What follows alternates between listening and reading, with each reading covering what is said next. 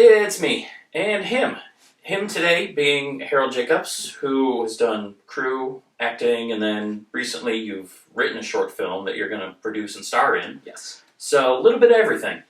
And more importantly, I know you do LARPing and swordplay and choreography, and you're a big fantasy nerd like me. Yes. So tonight we watched The Headhunter. Yes. And I guess start off just general high-level thoughts. Okay. What'd you think?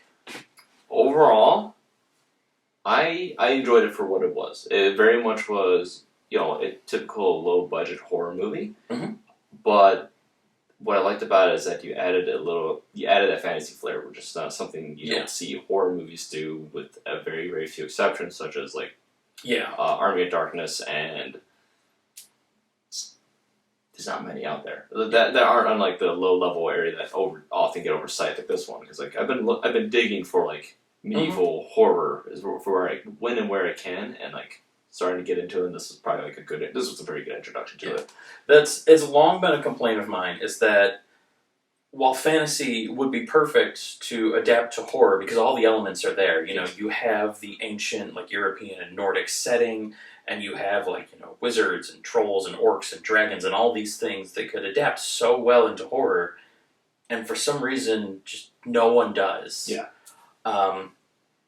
And I have to say, I'm sure a part of it is, the effects to make these monsters and to make these creatures. But I think, this movie, for example, really shines in that it had good creature and monster design, yes, but you can tell where they were keeping it under budget. Yeah. At one point, a dragon flew overhead, and you just see the shadow across his face. Exactly, yeah. You see a troll walk past, but I think there's probably a person in a costume, and they just use creative angles and a little bit of that CGI effects of this is a person walking by, but it's...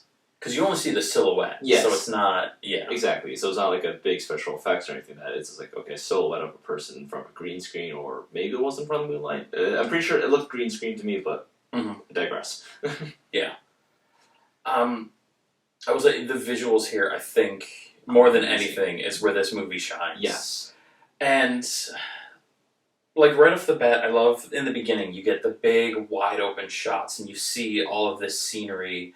You see the castles in the background, and just these massive fjords, and the streams, and the giant plains. Yes. And I like that they didn't keep it to close angles. They really showed you the scope of the world. Yes. I will wholeheartedly agree that I want to say every single shot seemed very well intentioned. It was very beautiful. It was very well done. Mm-hmm. I think it was one or two awkward ones during the close-up moments, but I could tell you're in a tight space. There's only so much you can do with, you're between two walls that are wide and stuff like that. And overall, very well shot. The cinematography on this particular project was great. I was on that note too. You mentioned the close-up shots. That was one thing I don't think I caught the first time I watched it, but just rewatching it now, I like that through most of the movie, you're in the day and you're getting these wide shots. You see him trekking through these big fields. You see him approaching the castle. You get just the scope and size of his little farmhouse area. Mm-hmm. And then once his main creature, his prey, his foe in this movie, once he appears and becomes a threat, everything from then on, it's nighttime, it's close, claustrophobic shots, it's lower lights. I love that they used the visuals to show the tonal shift. Yes. Yeah, because in the very beginning of the movie, it's very much expansive shots. You never see any of the fights, which I actually thought was a very cool creative choice. Yeah. Again, it's a great way to save the budget. Yes. For those who don't notice or realize, when you watch Game of Thrones, especially in the first 3 or 4 seasons, you never see a big fight until the siege on the Red Keep from one of the Baratheon brothers, whichever, the second eldest. That's the only big fight you see prior to it, with a few skirmishes here and there, but you don't see any of the larger scale battles. You don't see the battle between Jaime Lannister and Robb Stark and a few other ones like that. Yeah. And it's a really good way to go about that approach, and similar to how I approach my little short film. You don't see the fight prior to what leads into this. You just see the final duel at the end. That's what we're focused on. Yeah. But it's definitely one of those ones where it's a good way to save the budget, save on choreography, especially if you have someone who doesn't know how to use a sword, or someone knows how to choreograph a proper sword fight or a fight with weapons. It's a good way to like kind of shoehorn it in a little bit and save it for when you only really need to focus on it. Yeah. Well, I know too. Like when we shot the promo for your short film, it's just the cold open where there's the one fight scene. Mhm. I think it ends up being a 20-second fight scene. It's incredibly short. Yes. We spent an entire day filming just because we had to get the choreo correct for every person and make sure they're in the right position, not just for when they're fighting, but when they're in the background of a shot. So, Yes. like, there's so much that goes into the fight scenes and the choreo, and just even if you're not using like if the monster, the villain, whoever is not holding or using a weapon, they have to know how to respond to the one that the other person's using. You need to be aware of everything around Yes. you. Like, yeah, I think those scenes can get so expensive, both in time and budget, and just everything so quick. Yes. So yeah, I think it was really smart that they cut those out. Because like you said, you still see the aftermath. You know, Yeah. you still see him come back with the battle scars and the severed heads and whatever else. So Yeah. you know the fight happens. But yeah, not showing it was a great way to save budget without taking anything away Yeah. from the film. I think my one note of what I would have liked to see, just because it kind of got a little bit repetitive on that. Like, okay, he goes off the fight, we don't see it. You see the aftermath. Goes off the fight, don't see it. See the aftermath.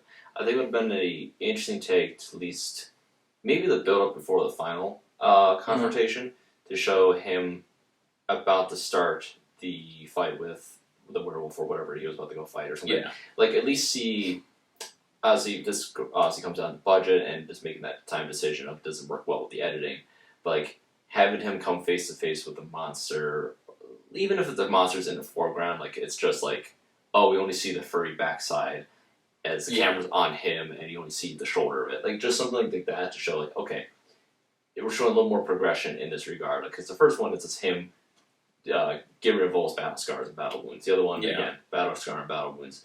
I think it would have been just a little extra, like, a little extra touch or zhuzh, whatever you want to call it. Just show us, okay, he's head to head with the monster. We see how big this particular threat is. It's twice the size of him. He's got to take this on or something like that. I think that would have been good to see the scale of Some of the the monster, monsters, just to really like make the threat more evident. Yes. Like we got the troll at the end, like we said, it was a silhouette, but because of the camera angles or whatever, like they showed this is clearly a bigger thing. It's not a man-sized monster. Like this is large. And you can tell when he does come back and the heads, puts them on the wall. They're not humanoid. Yeah. They're all, the werewolves or like Trolls weird little goblins or like deformed witches, whatever they are.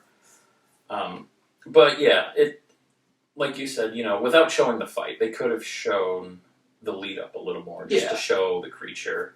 Because like at the end we got the creature and we saw, the skull on the head. It never turned around because I'm sure, they would have to, if you're going to animate the mouth, then it becomes a whole thing. You either have to make a puppet or you have to CG it.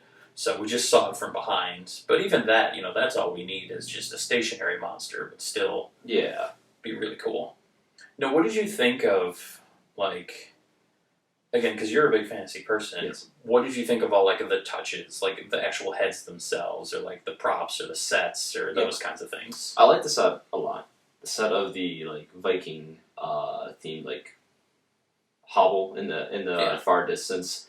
From what I gauge what century this is supposed to be, I want to say it's probably around 1000 BC, most likely, because the few helmets you've seen that aren't his in particular are very Crusader and themed. Even like the tabard that the one guy was wearing, who I presume shot the arrow for the last monster. Yeah. It looked very Crusader, 1000 BC knight level. Like they didn't have plate mail and stuff like that. They're still the chainmail era kind of era. Yeah.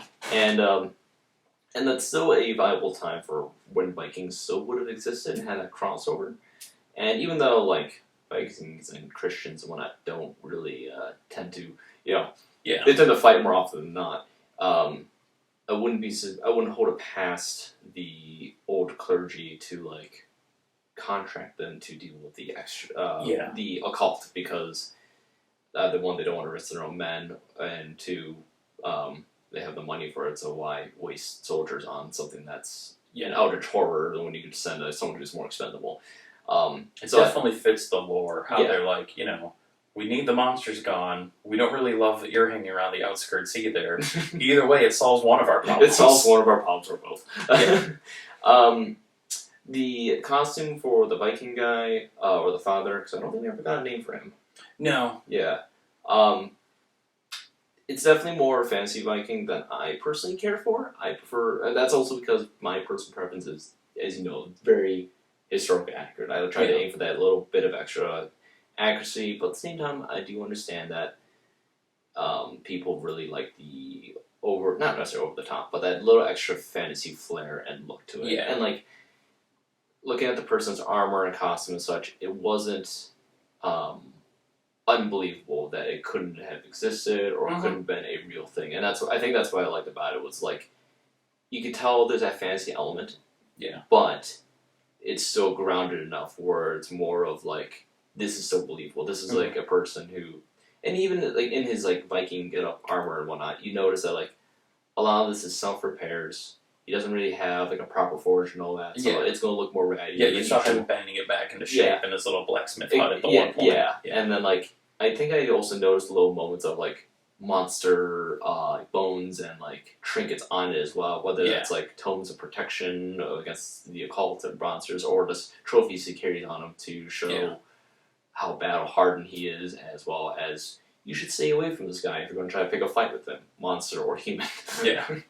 Yeah, I did like how they walked the line between, I mean, at the end of the day, it is fantasy. Like, that's the name of the genre, so it's not super realistic, but they definitely, everything felt very grounded while still having, like you said, that cinematic flair. It wasn't 100% accurate because you want to play it up for the camera, you want to appeal to what the audience is expecting, so you can't do 100% accurate, but it still felt very grounded. Like, everything in this world felt believable with what they set up. Yeah. I think aside from that, I'm trying to think what other moments that like really caught my eye and attention. I'll say, I loved whoever was the prop master in this. Yes. Honestly, did amazing. Props, masks, all the little costuming. stuff we saw in the hut, like there's just, at one point, they never notice it or draw attention, but just in one shot as he's walking by, you see like an older suit of armor, and it just has like a necklace of bleached claws on it. Yeah. And just like all the little touches, not even the main focus like the skulls or like his throne with like the animal's head over it, just all the little, poultices and potions and jars and keepsakes and trophies littered about the cabin there, I think really, like, it was a very good touch. Yeah, especially toward the end when they're playing with the light and like the way it's shining off some things, just, it looked incredible. I think my favorite little like item in the entire hut was his book of contracts. Or something like that. I could tell like if there wasn't influence from The Witcher, I could see a lot of Witcher influence regardless. Yes. Whether it was influence or not, I could still see some parallels. And he had a little book and tome of like all the other monsters and whatnot he's killed in the past. Like obviously you see all the trophies on the wall. Yeah. But like this book also showed what he was hunting, so he knew what it was in advance because the scrolls that they shot at or shot at the tree that he went to go get. Yeah. And this was just my little bit of just like familiar ear.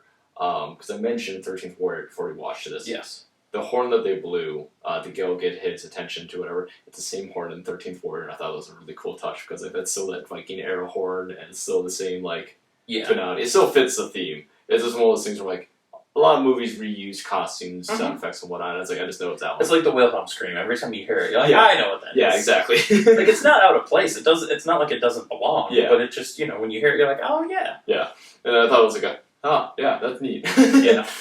I did. Yeah, I'm glad you mentioned the book. It reminded me of Grimm, a show that I think is getting rebooted, but it was a fantasy adjacent show where it's like there's this guy who he's a cop, he's a detective, and in the process of solving a murder, he realizes that the person that committed the murder was in fact the Big Bad Wolf. And then the show goes on to, it's almost like a Villain of the Week show, at least till later on where they start to get multi-episode arcs. But they just work in a lot of like fae and folktale monsters and characters. Yes. And that's the thing, is the main character there, he is what's called a Grimm, obviously named after the fairy tale writers. And he can see all these monsters, and he finds a cache of information, weapons that like one of his relatives had, and in there is a tome of all their knowledge. And it was the same kind of thing where they're like, hand drawn pictures of the monster with all their notes. And so when I saw this book, it reminded me of that. How it's like, he's not just collecting like these are all my trophies, these are all the things I killed, but I picture it as more of a way of like he's tracking it, like you said, to have the information, so he knows going forward, like if I have to approach this again, this is what it did to me, or this is how I killed it. These are the things I learned. So yeah, I thought that was really cool, and I mean it fits the lore too. Yeah. Like, there's not much dialogue. I think we get maybe 4 lines the whole movie. Yeah. But just from what you gather watching him go about his day, like, after his daughter died, I think he just devoted himself to, I'm just going to kill every monster. Yes. And so you get the idea at this point that that's basically what he's doing. He's living to hunt. And so he would collect that information and use it to be more efficient, more deadly in the future. Yeah. Now, the one thing that I thought was a very cool recurring theme that eventually ended up sealing his fate almost, in a sense. The opening window. Yeah. The constant opening window that just kept blowing because of the wind or whatever. And, like, in the beginning, you see it knock over, like, a little jar of turmeric or a something little bit like of that. foreshadowing there, yeah. And then eventually the jar with the magic healing pickle juice or goo, whatever. And, like, I noticed that, like, this, whatever black goop that he was driving was like, it removed all the scars and whatnot. I was like, okay, so he has a magic potion and whatnot, but that he probably took from the prior animals and everything else. Like, yeah. Because you see him at one point, like, grinding up, like, some sort of substance, and there's animal bones in it, like, all these things. So, yeah. It's a lot of different substances that make a magic potion that can heal his wounds, scars, cuts, bruises. Like, I think at a certain point, I think it was the second fight that he went through, where, like, he had a big, like, gash across, like, his nose was unrecognizable. I think his eyes, I think, implied to be gone. It looked like it was, like, swollen shut or severely damaged, And, like, and it's like he just rubbed it all over his face. The next day, he still had some, like, battle bruises and scars, but he could tell it was healing. And, like, that was the moment I realized, I'm like, okay, so this is very much a magic potion of kinds, of sorts, or whatever, that can rejuvenate him. Because, like, the scars on his arm, at first I thought, I was like, they forgot to put scars on his arm, but, it happens. Movie magic, just ignore it. And expensive to do prosthetics a whole movie. So, exactly. Yeah. So I figured, like, okay.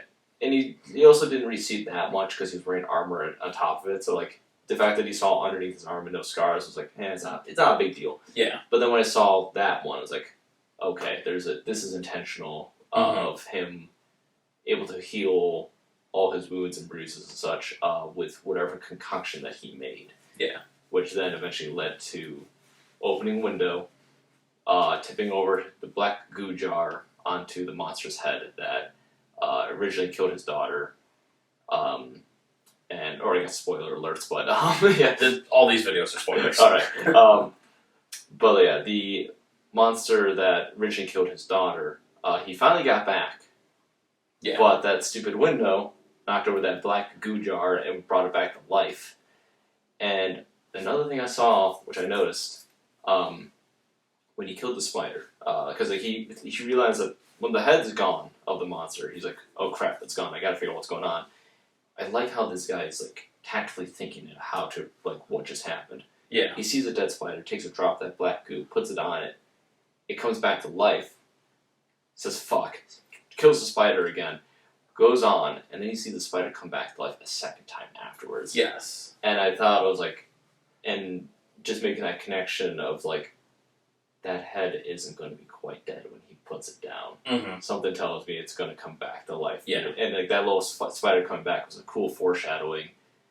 At the very end, when you realized when he's about to go fix that window again, you hear a grunt in a fight of a quick second succession, which is really makes me wonder, like, man, how quickly can that little spine thing just rip someone's head off and just, this is my body now. Yeah, like that's a terrifying. I love too, like you said, that like it was full circle in that it was the window that did him, and even after everything, he was finally distracted by the window. He's gonna go fix it and just do this, and for the last time, that distraction and him not paying attention to everything else, thinking he's safe and going to fix the window, that was the opportunity for the head to come kill him. Yeah. So I like that the window was the antagonist more than anything else in Yeah. the movie.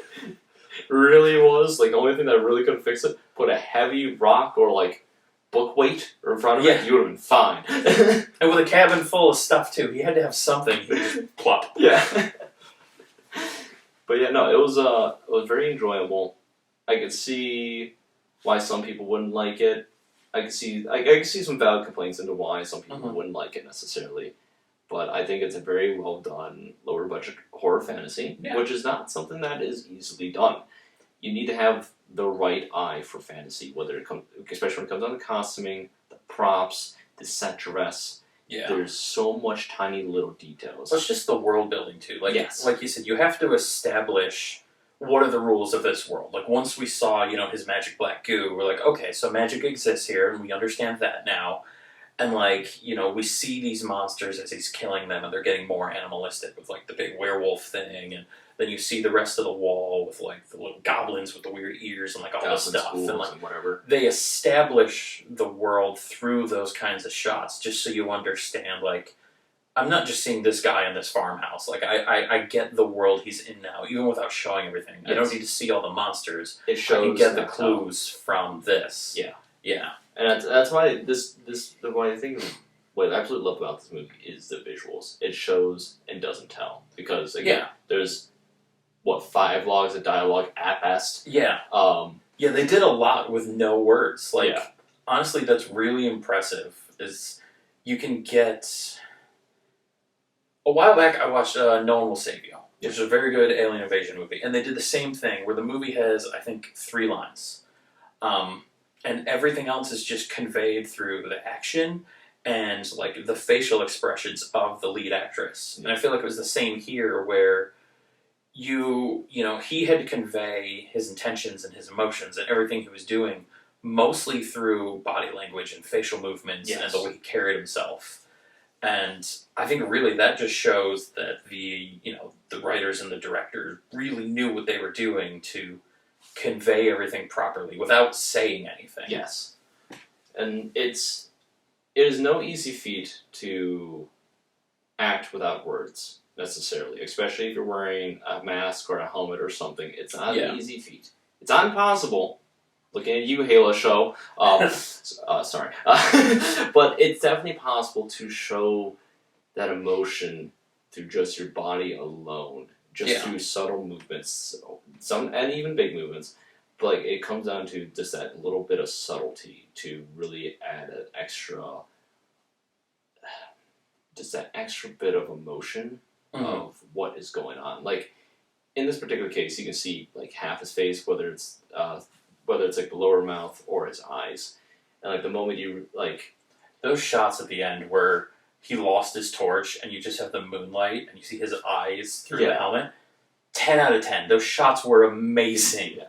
I want to say I think my favorite shot, especially when we got towards the end, was when like he had that realization moment of like, oh, this particular monster, the headhunter, Mhm. is looking for a new body, a new host. Yeah, and once he realizes what one it's going to take. Yeah, and it was like, "Don't you dare touch her!" Was like that was a really well done line, Yeah. and you could see the horror on his eyes because again, he has to kill his daughter. I presume a second time because this particular monster killed his daughter already. So Yeah. I presume. And now it's taking over her body. Now he Yeah. has to kill I his know, daughter I- to kill it. I think it's implied that this monster took over his daughter's body originally Mm. because it's a head hunter. Yeah. So I That's wouldn't be true, yeah. surprised if it took over her body. He tried to kill it, but it escaped, and then he. It's true because we never saw the skull in the grave. Yes. So I guess the implication is the head wasn't there. So Yeah. that would make sense then. Yeah. So it's like that's gonna that even if that wasn't the intention, that's gonna be my little headcanon of just like he says in the very beginning, this particular monster killed my daughter. Mm-hmm. So then I think it really implied the fact that this headhunter happened to kill his daughter, maybe in the middle of the night or whatever, when they're camping in the woods trying to stay warm. Because even in the very beginning of the movie, you see him just sitting outside by a fire by a little wood hobble tent thing with his, Yeah. which I presume sickly daughter, but like still alive at the time, trying to stay warm under a bunch of furs and whatnot. And you see him walk away, kill something, come back and check on his daughter, make sure she's safe. So like, Yeah. I think the implication is very much that this particular headhunter or monster, or whatever, killed his daughter, whether it was through the body of another thing or took Or over. taking hers. Yeah, and I'm gonna assume it could be. I mean, yeah, from what we know of it now, like that's likely what it did. Yeah, I'm gonna like. I can see why it's implied that it wasn't, but like it also seemed really heavily implied that it was, as well. Like it really, it's up to interpretation, and Mhm. that I kind of like that. Yeah, overall, I don't know. I liked this one when I first saw it, just because, like I said, you don't get a lot of fantasy horror. Like, I like the medieval setting, or somewhere in that medieval range. I know that's a very broad descriptor, but I like when you have that kind of setting and those kind of monsters. You can build that kind of world for your horror. And again, we've mentioned a few times, like, it was definitely a budget film. There's no other actors. There's very few lines. The people we do see, there's like a couple costume people near the castles. They're always off in the distance. Or the one, we hear the music to imply that there's a large gathering, Yeah. but we only see the castle from the outside with the one guard on the roof. We don't Yeah. see all the other people. So they did a lot of these concessions to keep the budget down. The fights off screen, the no other actors. At the end, all the action is done in shadow. Yeah. But I don't think any of that really takes away from the movie. Like, I think they still did a great job with, what they were capable of doing. Yeah. I think it's still a very coherent movie. I don't think it suffers for being an indie film. Yeah. The story is concise through and through. I think I had a few moments of pacing that felt just a little bit too slow. Mm-hmm. Like I think like particularly the end fight of him just constantly chasing and chasing and chasing. Like, all right, this is dragging just a little bit. Yeah. But like that's again a minor complaint. You're trying to build up that anticipation. To me, I think that anticipation build was just a little bit too long. But that's just my personal preference and take on it. I can see the argument for other. And yeah, no, it was overall a very well done film. I would recommend it wholeheartedly if you love horror and you love fantasy. It's a very, very good. This is very well done. Like, Yeah. I don't have like any real complaints on like why this was bad or this was the worst thing ever for this particular thing. Where like no, like there's a few creative decisions and I would have gone a little bit differently on, but as a whole, it was like it worked though. Those creative decisions worked for what they wanted. Just because I would have gone about it differently doesn't necessarily mean my way was right. Because one thing I will always emphasize, two people can be right in their own way. Yeah. And get two completely different answers and still be right. Yeah. So I did a video a while back this year where I watched a bunch of short films, and there was some that I'm like, oh, I would have done this scene different, or I would have changed this to improve this, or whatever, but that doesn't mean they did it wrong, or that, the film they created is bad by any means. Yeah. It's just that, as a creative, I would have made a different decision, but different decisions just make different films. Doesn't mean one's better or different, like any of that. It just, we would make different films because we have different ideas. Yeah. So, yeah, I definitely, I'm in the same boat. There's some things I would probably change, maybe pacing stuff, or maybe, some of the monsters or the ankles or whatever, but I think for what they did, it came out really well, and I have no major complaints at all. Yeah. It was beautifully shot, beautifully written. Yeah. Especially, 4 or 5 lines of dialogue, and each line that was said, They were very important. They were very important and intentional to world build, to bring into the setting, or whatever it was. Or to give you some context clue of what is going on, such as "Don't you dare touch her body," which was implying that this headhunter thing is looking for a new body.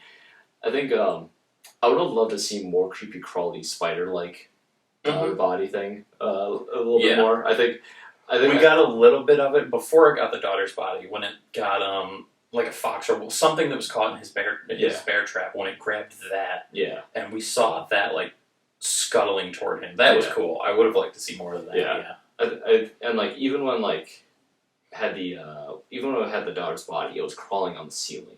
Yeah, that's right. When we saw the light in the tunnel and you could see the shadow of it. I would have liked to see just a little bit more of that, and maybe just a tad of a chase of oh crap, it's coming. I need to get to a spot where I can see a little bit better or something like Yeah. that, or just Or like have room to swing at it. yeah, exactly. Just a little something, but like that's just my little nitpick because I do understand the particular case maybe it was just due to budget. That's why they did the way they did, or timing or something. Yeah, maybe that was their last day of filming. They were going to lose the locations. Like, we got to get what we can get. Yes. Like, yeah, you never know what the constraints are. Exactly, and like for those who work in film, you full-heartedly understand if you only have one day to film at this particular location, you get what you can get, and hope you can come back another day. Yeah. Or find another location where it can get very close and like fake it as in like, okay, we can't get the outside of this place. We're going to get the outside at this place where we do have permission to film because of whatever reason and timing and such. When I did you weren't part of this one, but when I did Willowvale Harbor, Mm-hmm. that was one of the main things. Is we shot this at, it was an abandoned Girl Scout camp.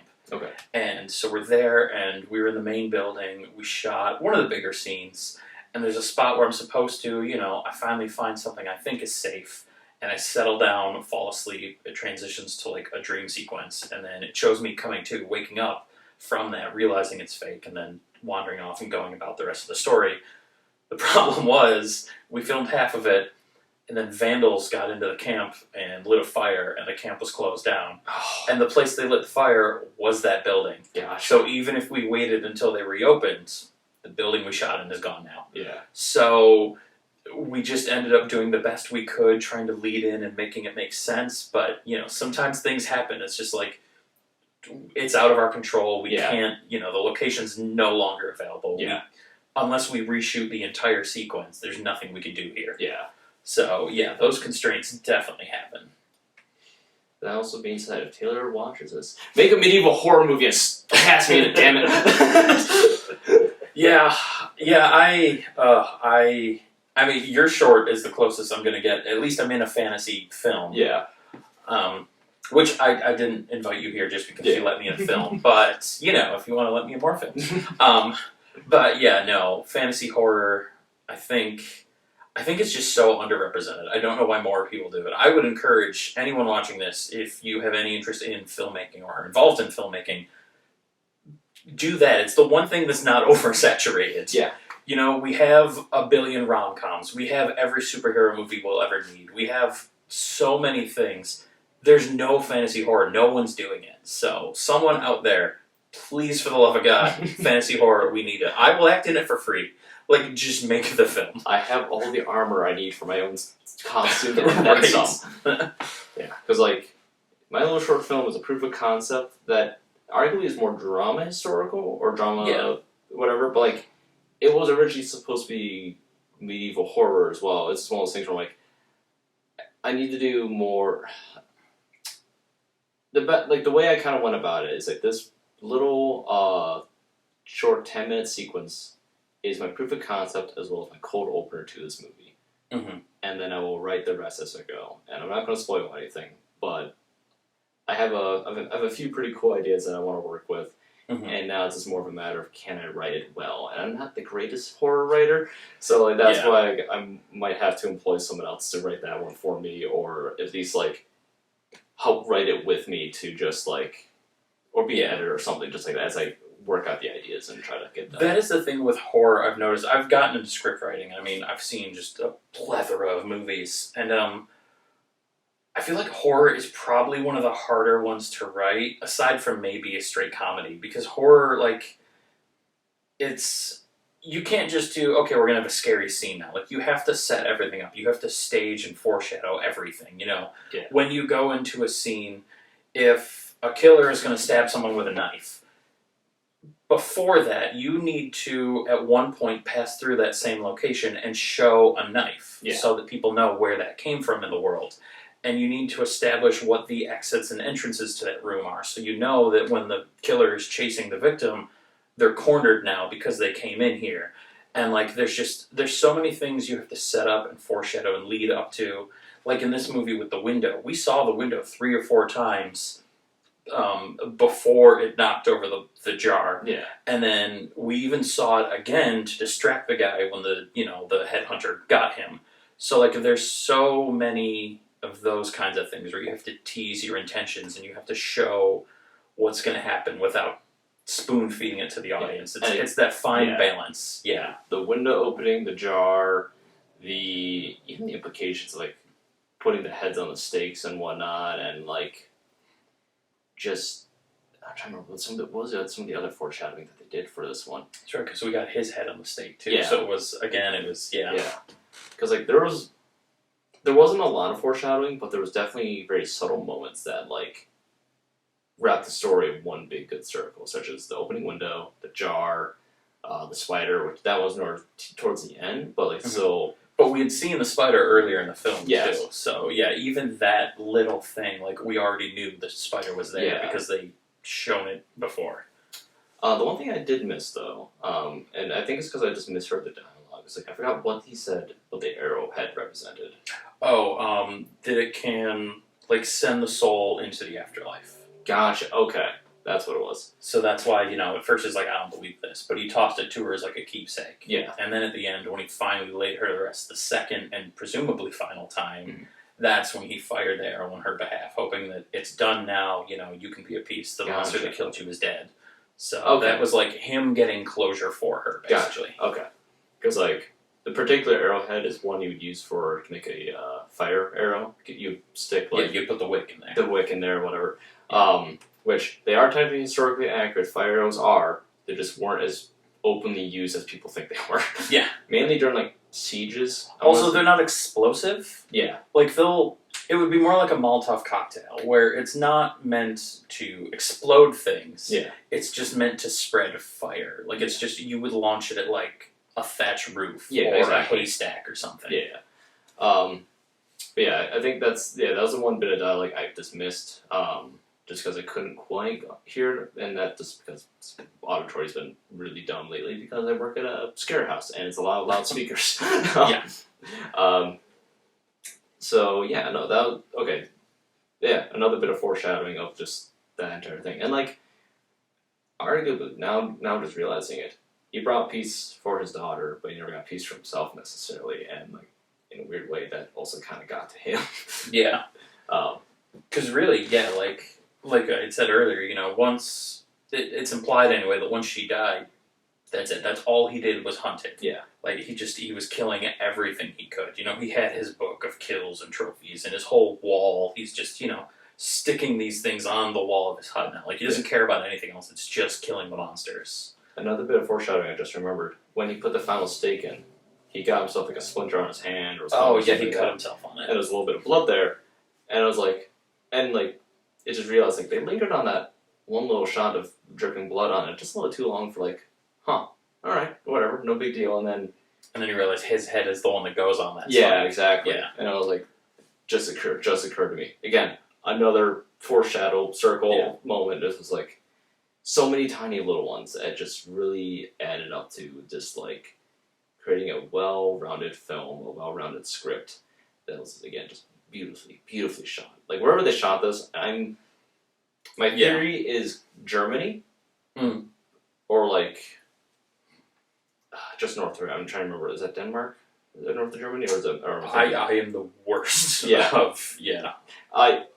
I apologize. As much of the European medieval fantasy fan that I am, I still don't know the map of Europe too well, which is really surprising because my maps and knowledge of Europe during the medieval times go from like, again, 1000th century to like the 1500s, which if you know anything about history, all those borders changed a lot, so I don't know what the current day places are entirely.